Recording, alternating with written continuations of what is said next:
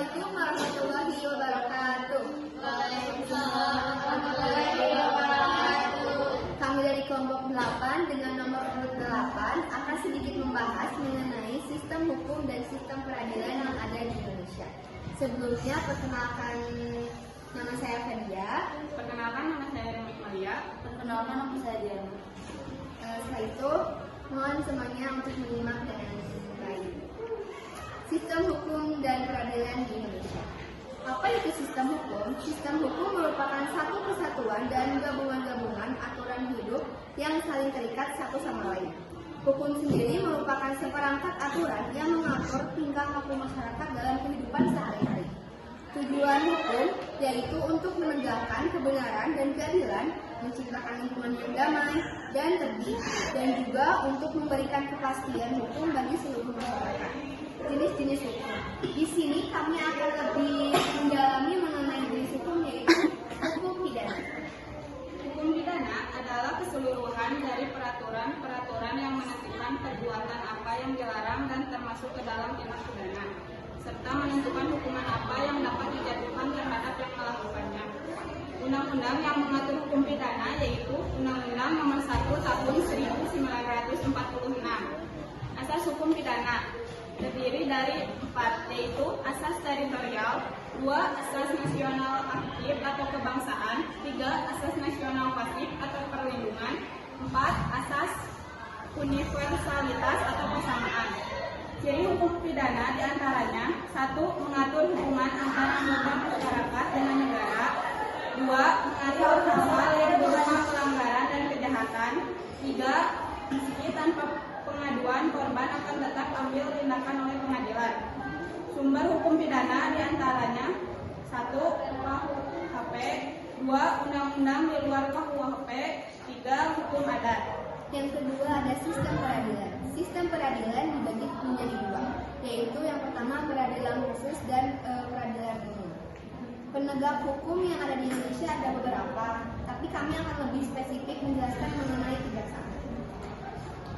Kejaksaan. Undang-undang yang mengatur nomor 16 tahun 2004. Peran jaksa dalam bidang pidana melakukan penuntutan, melaksanakan putusan pengadilan yang sudah memperoleh kekuatan hukum tetap, melaksanakan pengawasan terhadap pelaksanaan putusan pidana bersyarat, pidana pengawasan dan lepas bersyarat, melakukan penyelidikan terhadap tindak pidana tertentu berdasarkan hukum, melengkapi berkas perkara tertentu. Dari untuk itu dapat melakukan pemeriksaan tambahan bersama penyidik sebelum dilimpahkan kepada pengadilan. Pengertiannya: kejaksaan adalah lembaga negara yang melaksanakan kekuasaan negara, khususnya di bidang penuntutan, sebagai badan yang berwenang dalam penegakan hukum dan keadilan. Kejaksaan dipimpin oleh jaksa agung. Peran jaksa dalam bidang perdata dan tata usaha: meningkatkan kesadaran hukum bermasyarakat, mengamankan kebijakan penegakan hukum, mengawasi peredaran barang catatan, mencegah penyalahgunaan dan atau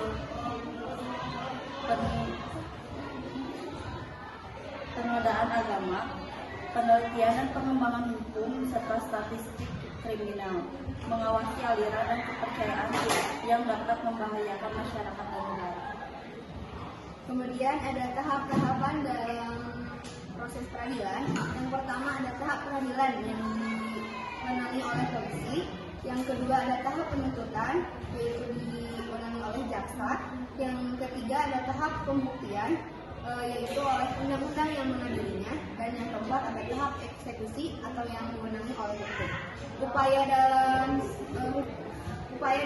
sistem peradilan, yang pertama ada naik banding, yang kedua ada kasasi, yang ketiga ada peninjauan hukum, dan yang keempat ada permohonan gerasi atau permohonan kepada presiden. Sekian dari pembahasan yang kami sampaikan. Apakah ada yang ingin menambahkan? Baik, jika tidak, terima kasih atas perhatiannya. Mohon maaf bila ada kesalahan. Wassalamualaikum warahmatullahi wabarakatuh.